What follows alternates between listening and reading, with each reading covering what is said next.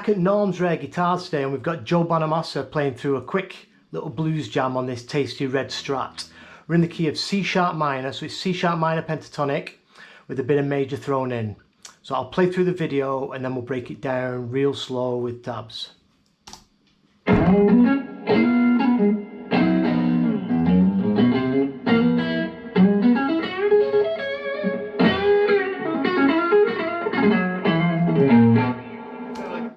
Right, let's watch it one more time because it is a bit quick.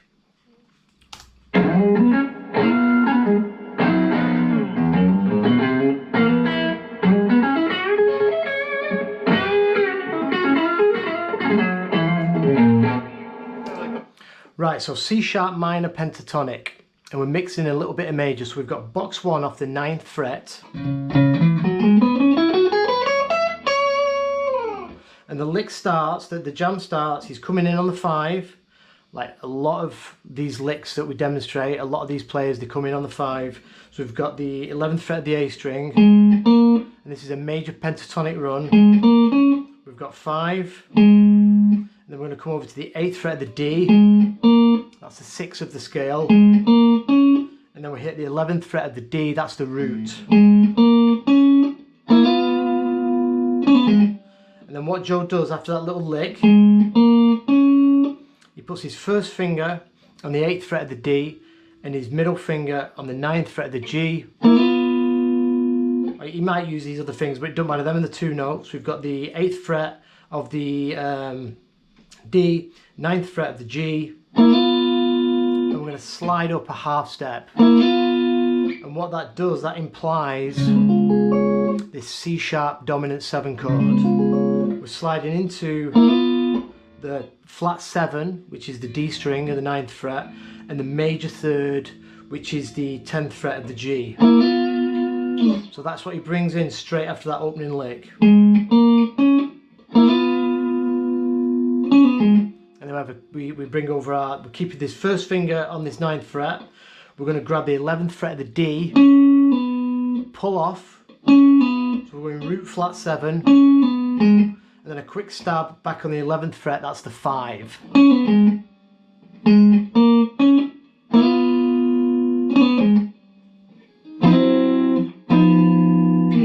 then we've got this C sharp 9th chord.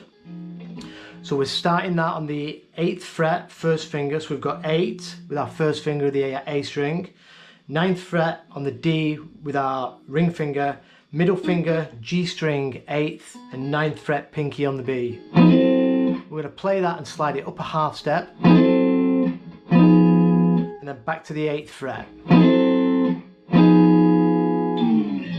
And then he slides that back. So all together from the beginning.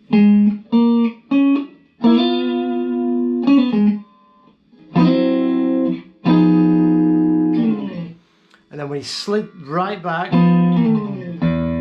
he grabs the open E and he chromatically open 2, 3, 4 on the low E.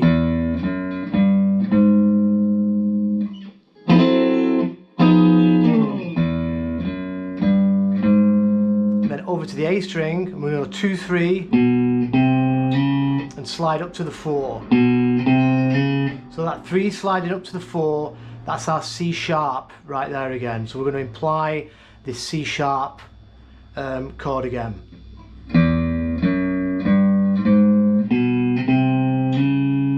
And then Joe does the same thing, just takes 2 notes from it. This time we're going to go with first finger on the A string of the D, and our ring finger, we're going to go on the 3rd fret of the G, and when we slide that up a whole step, we're sliding into the major 3rd and the flat 7 of that C sharp dominant 7 or C sharp 9. And then Joe hits this open E quickly after, which I've never seen before, which is quite cool.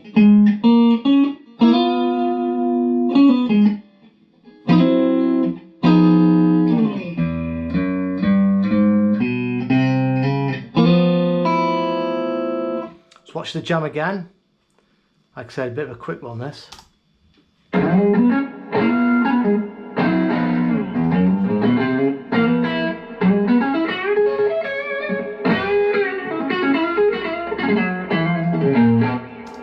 at the end of this, when I've been through all the licks, I'm going to show you this clip at 25% speed, and we'll do it lick by lick, and I'll go through it again.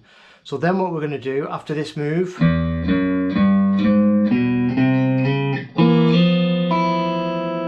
going to slide in, we're going to go back into box 1. So we're going to slide in 9 to 11 on the A, so back into that 5, 9, 11 on the D,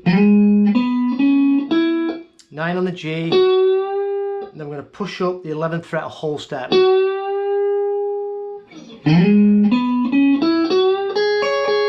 we're going to go B string and high E, 9, 9, 9, so a triple stack. And 12th fret high E, that's our minor third. Back to the 9th fret, that's the root and some vibrato on that.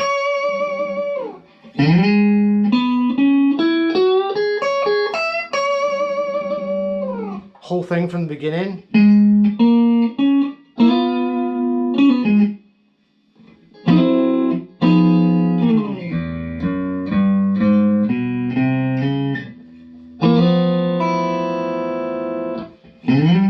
Oh, sorry.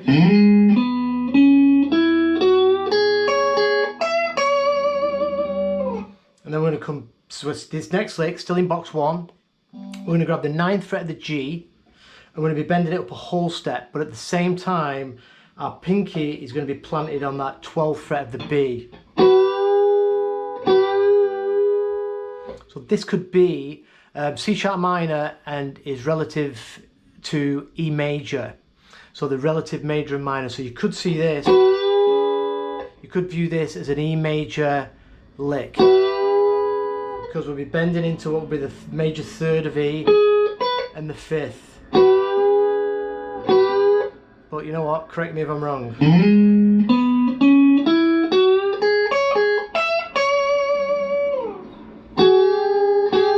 So after that bend,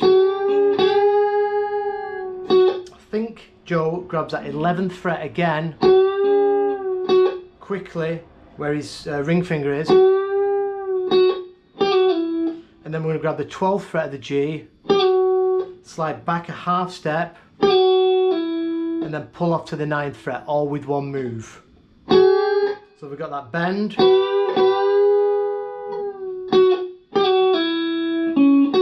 And then we've got a triple stack D, G, back to the D on the 11th fret. And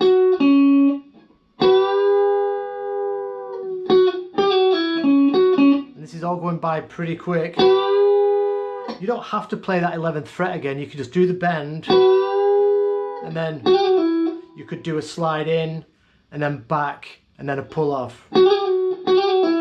Or you could just do that slide back from the 12th fret, it doesn't really matter. So we've got a triple stack, and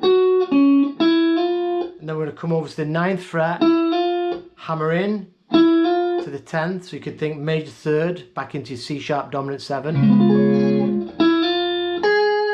Then the 9th fret of the B,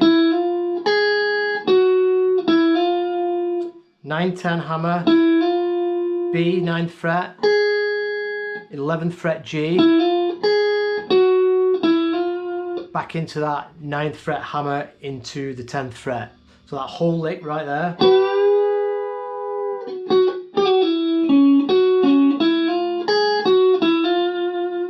And then after that second hammer, Joe does a rake on the 11th fret, the G, the D and the A string. So it's a quick rake, and then straight after that rake we're going to go 9th fret of the A, because the last note we rake is that 11th fret of the A, and then we can go straight over with our first finger to that 9th fret of the A. Then we're going to come back to the 7th fret, pick that and do a trill. I'm going to do trill twice, 7, we're going to hammer on, pull off, hammer on, pull off, all with one pick. And then to finish it off, we're going to go 9th fret, low E, 6th fret, low E, and then it finishes 7th fret, the low E.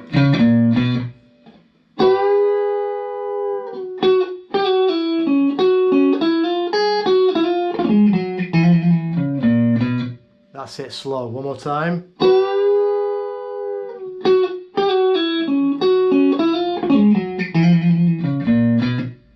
Right, I'm going to play it through now, 25% speed, and we'll go through it. I'll keep stopping it and we'll go through it lick by lick.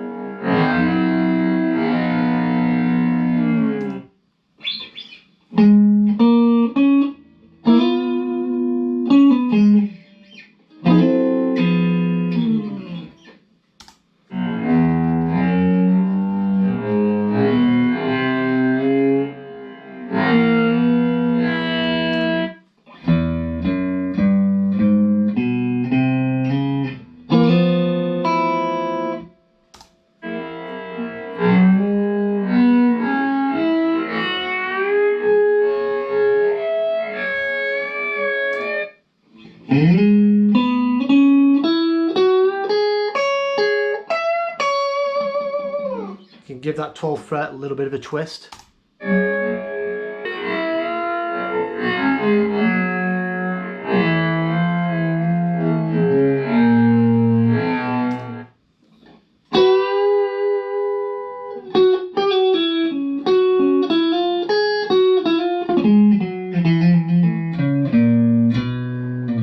So that's it, everything at 25%. I'm going to put the tabs to this and the video on my Patreon page at some point tomorrow. If you really want to learn licks to 100% internalized, it's good to get some clips that you like, even if it's just a tiny lick, and slow it down, listen to it and try and transcribe it. The more you make mistakes trying to transcribe these things, the more it's going to stick in your mind what the correct way to play it is. Remember, sometimes when you're working around a lick and you're doing all these wrong things, a lot of stuff is going in your brain and you're learning a lot of stuff as well. We learn from our mistakes, us human beings.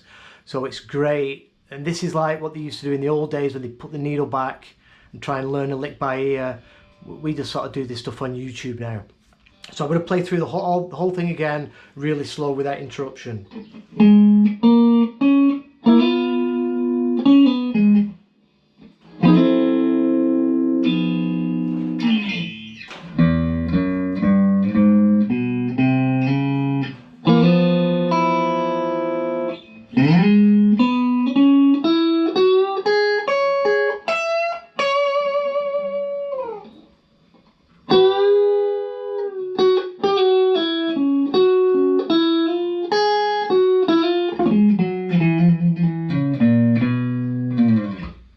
Okay, any comments, please fire them down below. I'll answer all your questions.